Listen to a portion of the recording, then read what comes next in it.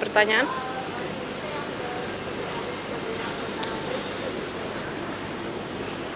Ya, itu kan memang sudah diputuskan di waktu awal-awal Presiden Prabowo menjadi presiden. Saya rasa dari segi melakukan pengimbangan ya dari forum-forum yang kita menjadi anggota, BRICS itu menjadi salah satu pengimbang bahwa ada kelompok negara sedang berkembang, tapi kita juga menjadi anggota di kelompok-kelompok yang ada negara maju, negara sedang berkembang. Jadi mungkin bisa dilihat positifnya kalau ada isu-isu yang terkait dengan negara sedang berkembang, kita punya kelompok yang bisa memperjuangkan baik di BRICS-nya maupun di forum-forum lain, forum-forum multilateral yang lain. Itu pertama.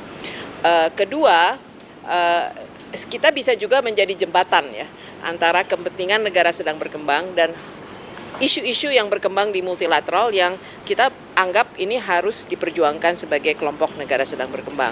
Jadi kita bisa bermain di situ. Dan ketiga, kita masih harus pelajari ini BRICS kan apakah sih yang sedang mereka inginkan ya, misalnya menggunakan currency di luar dolar, menggunakan transaction apa yang disebut SWIFT di luar sistem yang ada. Nah, apakah itu positif atau negatif buat kita harus pelajari. Dan mereka juga punya bank ya, namanya New Bank.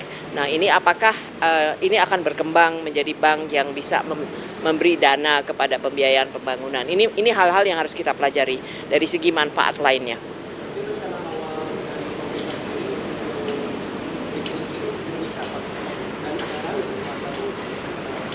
Ya, begitu kita menjadi anggota dari suatu organisasi sudah pasti harus ada siapa yang bertanggung jawab, harus ada di struktur pemerintahannya siapa yang bertanggung jawab.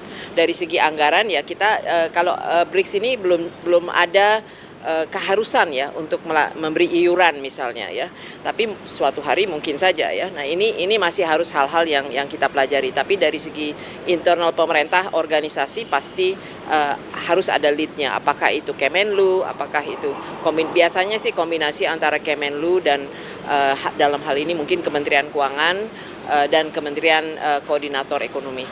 Ya. Kenapa? Itu salah satu agenda mereka. Tapi ini masalah berapa sih transaksi yang dilakukan dengan tidak menggunakan dolar ya. Ini masih kecil sih ya jumlahnya. Tetapi kita sebetulnya sudah mempunyai inisiatif seperti itu, seperti LCS ya, Local Currency Settlement ya. Dan juga misalnya kita mau berdagang dengan Tiongkok, kita nggak usah dari rupiah ke dolar baru ke yuan. Kita sebetulnya sekarang udah bisa dari rupiah ke yuan. Jadi sebetulnya proses-proses itu sudah berjalan. Nah, apakah BRICS akan membantu untuk itu dipercepat? Mungkin akan perlu waktu ya, karena kenyataannya dolar masih dominan di dalam transaksi maupun di dalam memegang aset ya. Jadi ini proses, tapi ya kita sudah bisa mulai melakukan diversifikasi itu.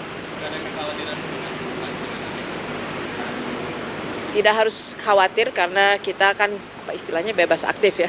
Kita boleh kerjasama dengan berbagai pihak ya, dan kita tidak mengganggu kepentingan AS dalam hal ini. Bahkan kita ingin juga bisa bertindak sebagai jembatan ya antara negara sedang berkembang dengan negara maju.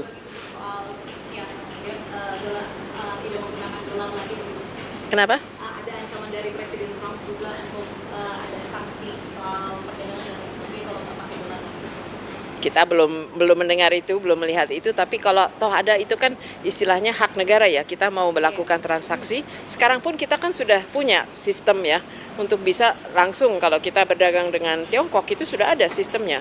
Dan Malaysia juga punya sistem itu, dari yuan langsung ke dolar, dari rupiah ke yuan.